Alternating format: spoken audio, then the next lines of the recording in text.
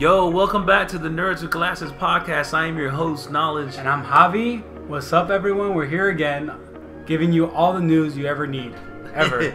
Ever. For this week. For this week. You know what I want to start this week was with Mario Kart, baby, because this Mario game... Kart, we haven't talked about it for a while, since it came out. we talked about it, we praised it to all... Dude. We played its glory. Mario Kart 8? Yes. Is like really fucking good. It's the graphics. I mean, there is some stuff we don't like. The battle's the worst part. Yeah, the battle was so awesome in the original and the 64 all and of GameCube. them. Every single one. I know. Now it's like a race. Now I don't know what the fuck it is. They use the actual tracks instead of like I don't know how much you remember about battles. But I mean obviously. Battles were different tracks. But remember, if I'm not mistaken, each system had their system in the battles. I mean, the arenas were actually good for battles. Yeah, now it's like they just use the racetrack. But anyways, whatever. The game is good. Yeah. And the good news is they sold fucking 2 million copies. Yes, that's a good thing to hear. Yeah. Especially from Nintendo. Yeah, which doesn't sound like a lot because nowadays you're used to hearing like, Call of Duty broke 1 billion. Yeah, sales. sold 3 trillion Call of Duties. Grand Theft Auto sold 1 billion. Quadruple million copies, yes. But 2 million is good. If you go over 1 million, that's good, especially for a console that not a lot of people have. So hopefully a lot of new people bought consoles. Yeah, I mean, I don't know how many people have the console right now. Like, I'm sure they have a number, but it would be cool to see how many more. Yeah. Were just because of this game. Yeah, because I believe I think they had sold maybe like 6 million at the like 7 million at the most. So not a lot of people had it. But hand in hand with this story was the fact that then Mr. Iwata, who's the president of Nintendo, got re-elected to keep being the Nintendo president. It's Iwata. Now, I mean, like Iwata is one of those, like, you see him all the time at E3.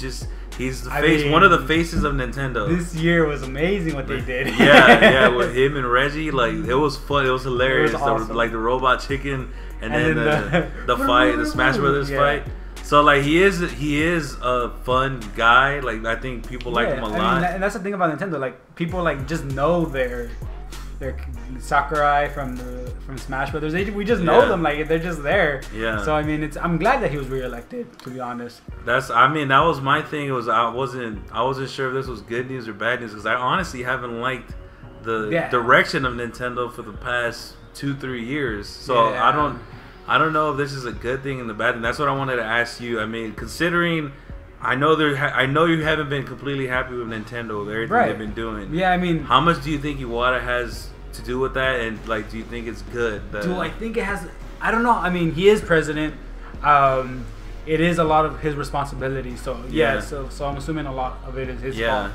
But at the same time, I mean, they've had a lot of success too. I mean, they've had they're always gonna have good games. Period. Right. That's not the issue here. The issue is how much you connect with your fans. And that's the thing. I think they really need to, do. Yeah. Because I mean, the whole last year was the Evo. They weren't letting. I mean, I don't know if it was his decision. Maybe it wasn't. But I mean, he's the president, so I'm gonna blame him. Yeah. Like they at first they didn't want them to stream Melee, which was like. Well, yeah. Let's tell you some of the stuff we're talking about. For example, like with YouTube, they don't want to let people make money off videos of their gameplay. Like they don't want to take all the money, but maybe per percentage. Yeah. That's like one thing. I mean, they have every right to, but at the same time, it's kind of like, come on, dude. Like this is 21st century. It's 2014. Yeah, no, I don't get think, with the new times. I don't think any of the major companies besides Nintendo are like, don't play our games. Yeah.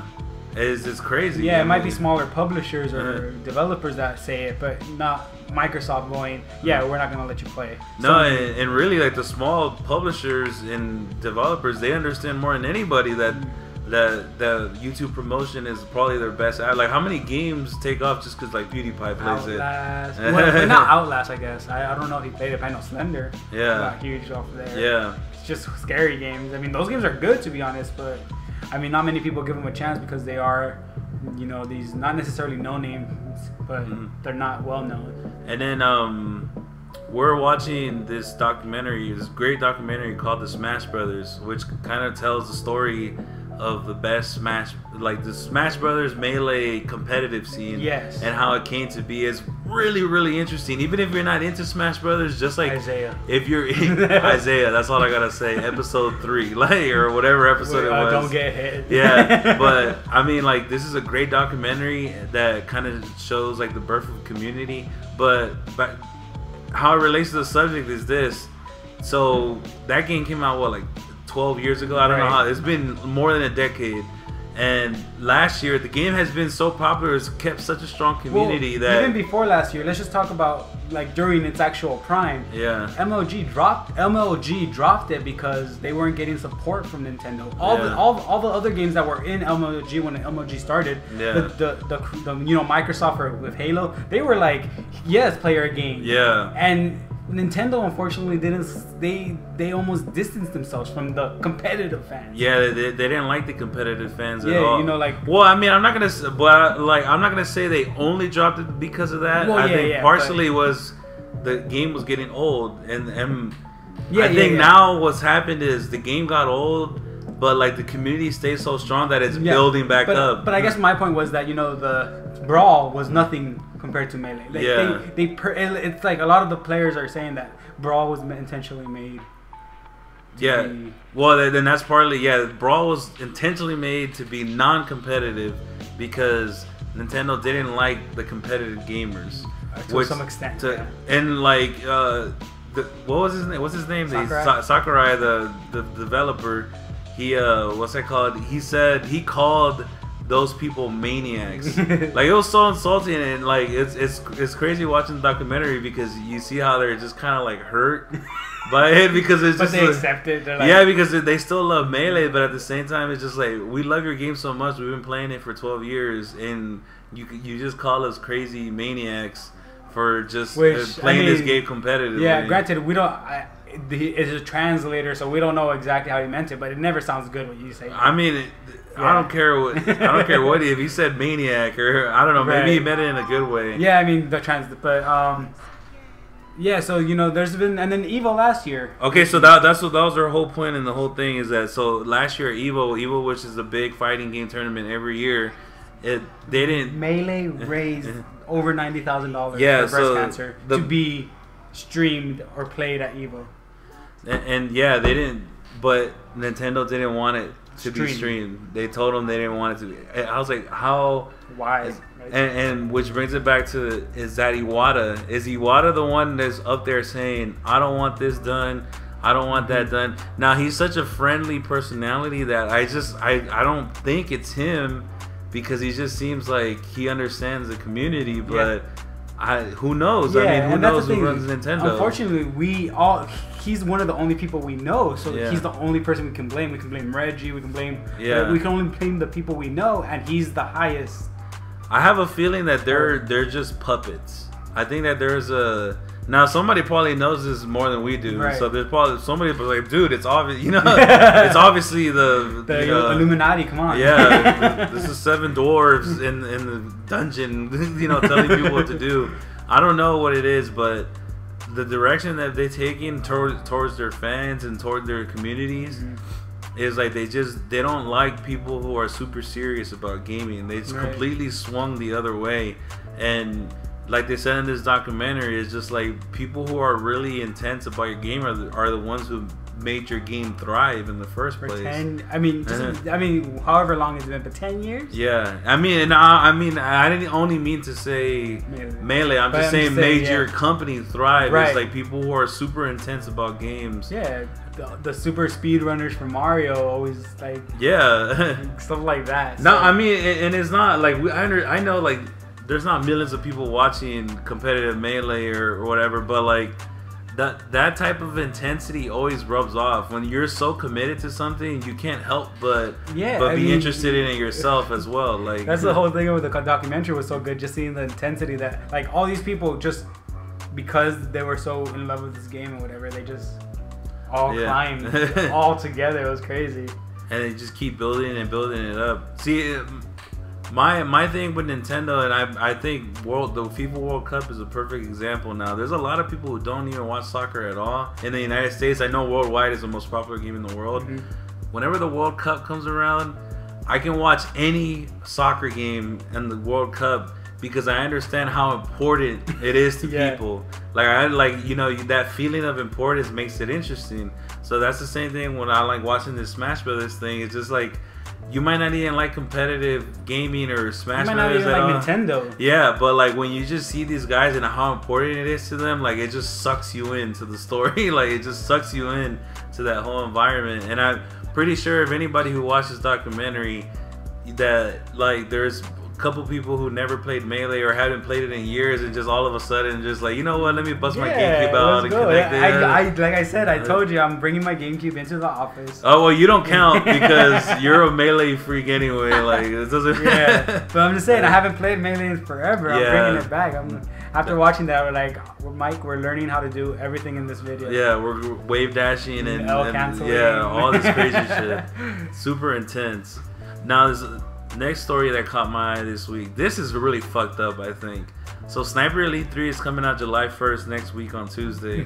We got our press copy. We played it already. The game.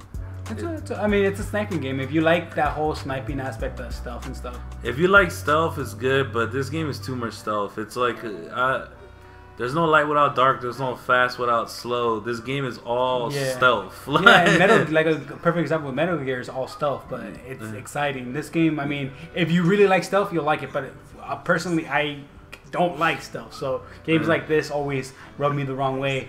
I mean, Watch Dogs had a nice little mix of both. Yeah. And you could not go stealth if you wanted to. Yeah, you can get into gunfights. You can run this away. Game is a little bit harder. You actually have to be very careful, which I mean, a lot of people do like that. Well, the thing is, Metal Gear Solid, like it is all stealth, but they give you so many options of different things that you can do that keeps it fresh. Anyways, that aside doesn't matter. What we're really talking about is this story that came out.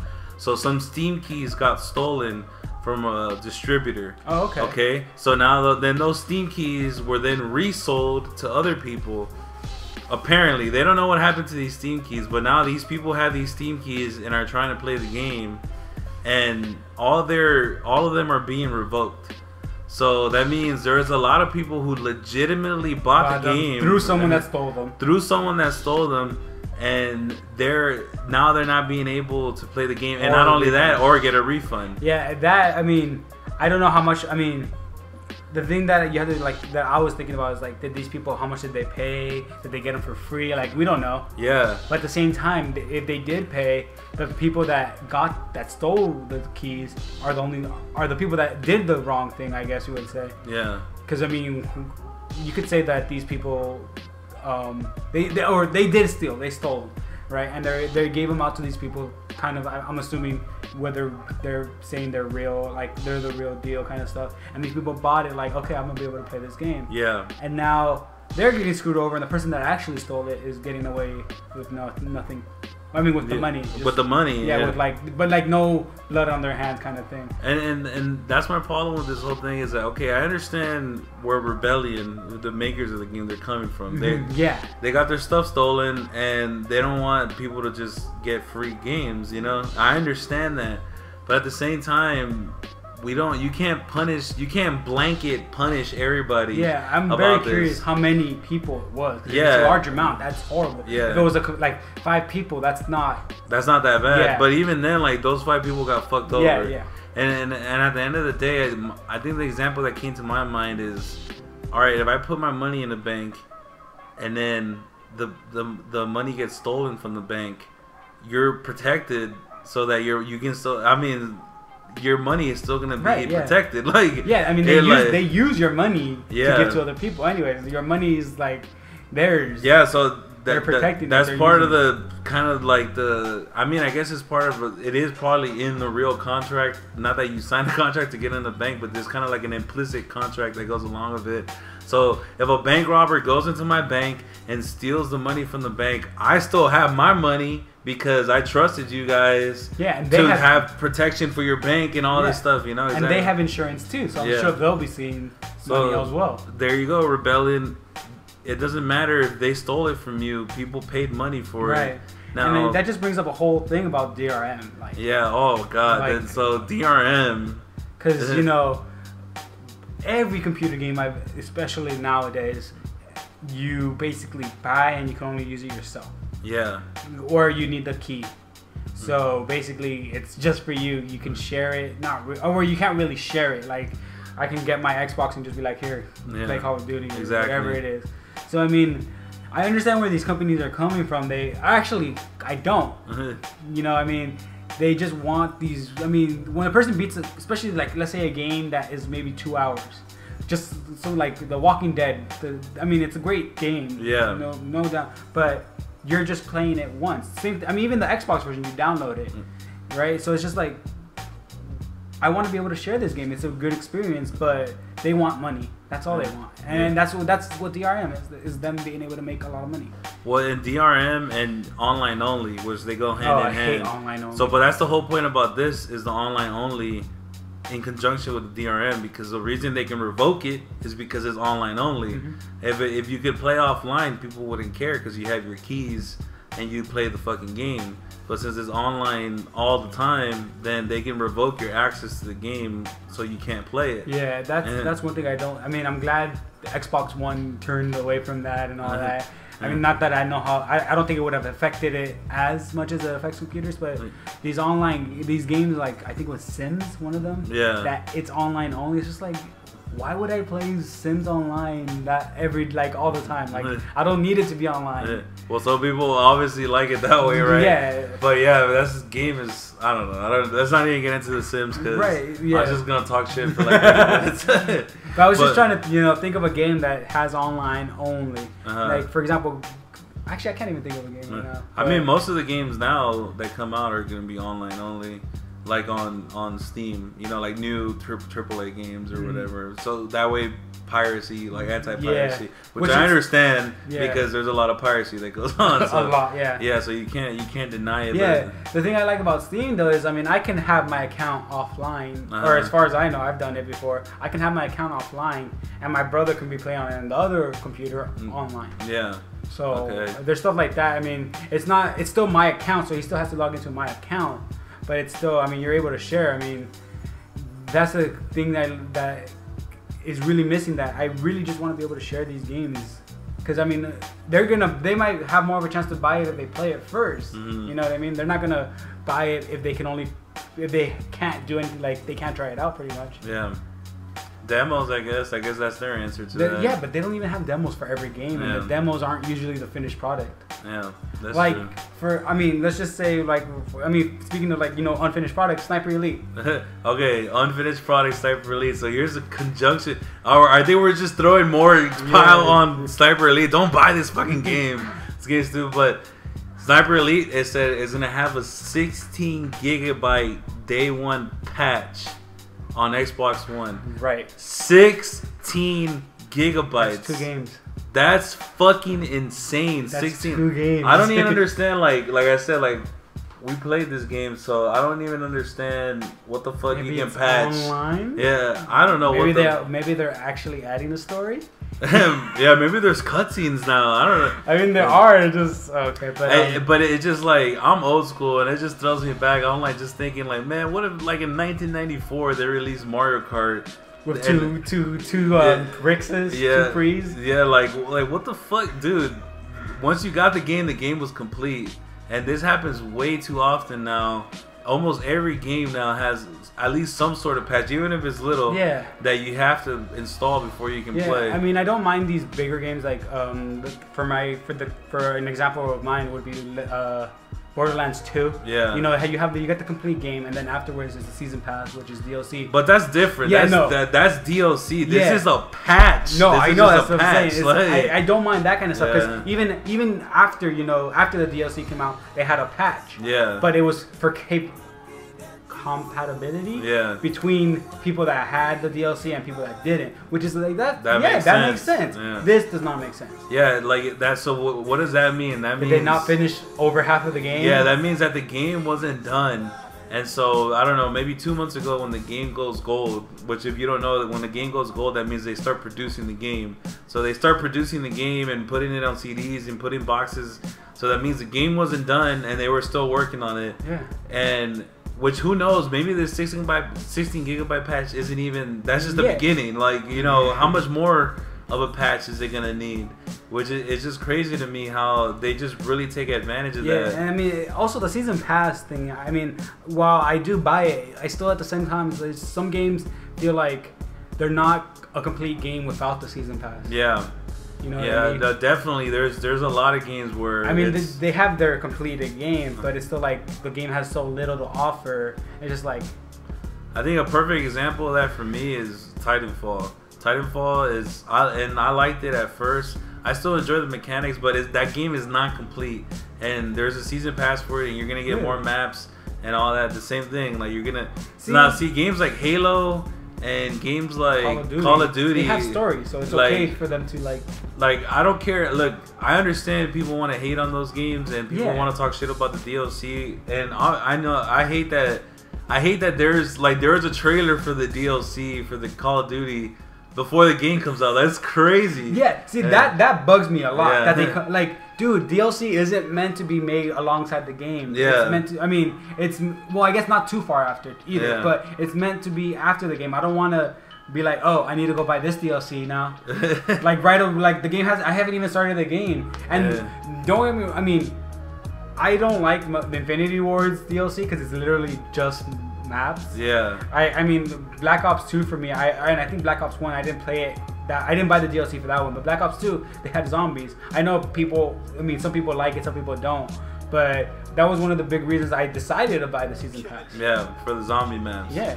No, but and also back to what we were saying. Like I know people like talking shit about Call of Duty and all that, and I agree a lot of times. But to me, Call of Duty and Halo, even if you don't like the game itself is a complete package for what it is. Like, you always get your campaign, you get your multiplayer, you get your whatever it's called now, Ghost Extinction or some shit. Whatever. I don't like that shit, but either way you get it. And even Infinity Ward, you said it was only maps, but they would add missions to the Spec Ops. Oh, okay, yeah. Actually, I didn't play Infinity. I played the multiplayer, but I never really played the story that much. Or they would add missions to the Special Ops, and right now they would add maps to things to the extinction mode. Whatever, zombie, to their own zombie mode or whatever. Right, so all that shit is garbage anyway. It's terrible. Ghost is terrible, but the whole point is, I think you get a complete game when you buy the game. But there's other games where, like you were saying, the game just doesn't even feel complete unless you buy the DLC. A perfect example for me is BioShock Infinite is a complete fucking game. You buy these extra stories afterwards if you want, and they're a completely different experience, something different, something way different than the OG game. But when you buy the game, you don't feel like, oh, this is not complete. This is. Which the story wasn't, complete. I mean, or it was complete, but it was still missing a lot of stuff. Yeah. Which is what what is it called? Extra content. There's a word for it, but I can't remember right now. This extra content that's it adds more to the story, which is awesome. It adds it if you like the universe, but I think the game within itself tells a whole story. Yeah, exactly. That's a perfect point. Because I was a big fan of the original, and it didn't. I mean, it felt like something was supposed to connect, especially the way the game ended. Yeah. So it was cool to see this ending, even though it was a little bit weird. Yeah, but it was still very. And that Barra C Part 2 connects everything together. Yes, you guys haven't played it yet, which is really good.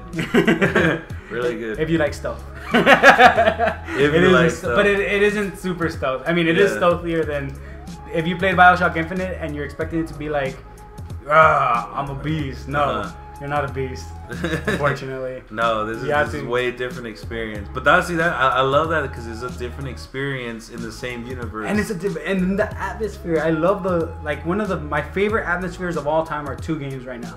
Outlast has an amazing atmosphere and everything, and BioShock 1. They're everything is going crazy and it's dark. That kind of stuff is always good. Yeah, all the little details they put it. That's what makes atmosphere. Yeah, the splicers in BioShock, and then the what I think they're called variants in Outlast. So talking about these downloadable content.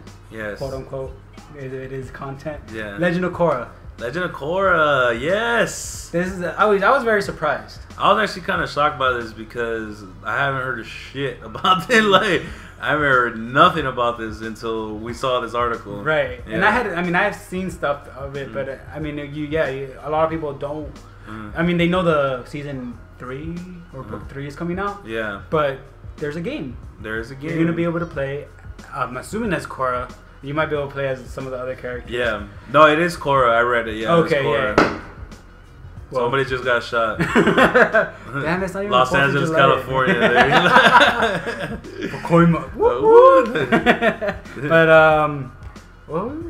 it's gonna be a beat 'em up action game. It seems like third person with RPG elements by Platinum Games. Do you know Platinum Games? Yeah, so Platinum Games has made such wonderful outings as Metal Gear Rising, good game, Bayonetta, awesome game, Vanquish. I have not played that. Bad game. Oh, okay. No, they did Mad World. Mad World, which a lot of people love on the Nintendo Wii. I played it a little bit. Art style was cool. It gets a little black and white. Yeah, black and white. Like I like. It seemed kind of gimmicky to me. Yeah, like, it was similar to like a Sin City kind of feel. Yeah, yeah. I mean, there was no real color besides the red. Yeah, except for the blood. Yeah. Yeah. And then exactly. And then it was black and white, but it was like comic book drawn. I mean, it looked cool. It looked good. But then at the same time, like it seemed kind of gimmicky. Yeah. No, not that it wasn't a good game, but it was very like I heard from people that it's like the gameplay is kind of like it's repetitive. Yeah, it's just really repetitive. But I mean, it had a good idea. Like it was creative. So, right. So yeah, I mean, I think Platinum Games working on this. I'm kind of relieved because I was like, you know, the first thing I saw was Nickelodeon presents Legend of Korra the game. I'm like, oh god. We're gonna get another Spider-Man too. Oh god, yeah, all the but Spider-Man. As soon as I heard Platinum Games, I was like, shit, they're doing Scalebound and that looks cool. They did Bayonetta and that shit's amazing. Yeah, Metal Gear Rising is awesome, intense and stuff. So I mean, hopefully, it seems to me that it's gonna be like those two because that's the type of games that they make. Like right. Bayonetta and Metal Gear Rising are very much the same type of game. Yeah. So I think it'd be because I mean you know how. When games are translated from shows or movies and stuff, it usually almost 100% of the time sucks. Yeah. Any Transformers game, I mean, obviously, Fall and but those weren't based those weren't based off the movies. Like the actual Revenge of the Fallen game was terrible. Yeah, and it was by High Moons, right? The newer ones have a different The new one has a different company. The new one sucked. Rise of the Dark Spark. There was I mean, Lord of the Rings games there's some of those. They're not based off the movie either though. So it's games that aren't directly based are usually very good. Like in the universe, yeah, I could see. So I mean, because The Last Airbender is definitely such a great Avatar, universe story. Right. Like Avatar is so good, and the movie was terrible. Don't yeah. Oh, it wasn't a real movie? No. It was a promo vid? Okay. Just get that. I don't want to remember that. Yeah, no. Yeah, it's such a great universe that hasn't been utilized, and like it's one of those where it's like it should be a game, like it should be a good movie. Yeah, it should be a great movie. Instead of actually making it live action, they should have gone like a route of making a. I mean, I don't know if I don't think they have, but like an actual animated movie, like a full length animated movie. Maybe I mean, because I know the books cover the span of time between Aang and Korra. Yeah. But I would like an animated movie. That'd be awesome. I mean, it's just they don't do that well. I think. I mean, it seems to me that the studio just doesn't want to take the time to do it. Yeah, I mean, I remember back in the day, it was like there were all these shows were getting full-length feature movies. Like Jimmy Neutron had a feature-length movie. Pokemon. Yeah, I mean, Rugrats. and I mean, none of those movies. Simpsons. Well, that was more recent, but but it's like none of these good shows are getting or animated shows, anyways. Yeah. Too many people want them to be live action, which sometimes I do. Mm-hmm. You know what I mean? Like Transformers, I always wanted to be live action. Yeah. I didn't like how it turned out, but I mean, too bad. But the first Transformers is good. I like. But I'm just saying in general, the series was. Oh no, the series is terrible, terrible. I don't care what anybody. No, you know what? It actually can be kind of fun to watch. Like that's the thing. It's not a good movie. Yeah, but it's like part 3. It's like a popcorn movie. Like you're like okay, action, good, whatever. There's some movies that even though they're not good, you can still watch. Yeah, exactly. They're just enjoyable, but just like don't tell me it's a good just turn movie. off your brain. Yeah, just like don't dare tell me it's a good movie. Like don't even go there. Right. But I mean, so Legend of Korra game. I'm hoping it's gonna be good. I mean, we played Spider-Man 2. That was one of the worst games I've played in a long time. Yeah, the game was fucking bad. It was just terrible. PS1 graphics, pretty much. Fucking Nintendo 64 game mechanics. Like it was. The only cool thing was the swinging. Yeah. But everything looked shitty. So you know what's funny about that too? They made a whole fucking trailer about the web swinging because they said like now you'll be able to, when you web swing, he's gonna grab an actual part of the building. Because before, like, he would be like at the highest point of the building, and somehow he'd be in the sky. He'd be in the sky, and in the clouds. Yeah, like his webs are still somehow grabbing clouds, and it was the same shit this game, but it was still a cool mechanic. Yeah, I mean, because it was a left and right. Yeah, it's always like awesome. I mean, web stinging, it's the coolest mechanic of all time. Like it's really cool. Like I love the way you can swing around the building. Too bad the building looks like shit. Yeah. So the fucking I remember I think there was like 4 cars and they were just repeated. It seemed like it wasn't. Nobody understood. It was a terrible game, but other games too, like Thor. I don't even know you played that one. I never even heard of it. Worst, obviously from the movie, just the worst games ever made. Like just torture playing these games. It's all those games though. All those movie games that come out before the movie. Yeah. Are just like they're trying to just cash out on the movie. Yeah, obviously. But like I wish they would actually take some time and make a good game. Yeah. Like there are good games that are made, you know, based off stuff usually, you know, in the world, but they can make a good, you know, actual canon. I guess that's what the word, an actual canon version of a show or something. If I owned a game studio, that's what I would do. Like because I guess they make money off of this shit because they keep doing it. It's the same thing with back in the day with those crappy ass video game movies. Yeah. Like the actual live action is like most of them were really bad. Mario Brothers. Like, but they still made more video game movies. Street Fighter, Mortal Kombat Annihilation. Mortal Kombat 1 was good. Nobody say shit about that. Oh my god, it's what are you? Somebody's typing furiously right now. That was the worst one. How dare you? If I owned a studio, that's what I would like. I would just make these great franchises and like make great games. And I wouldn't rush it.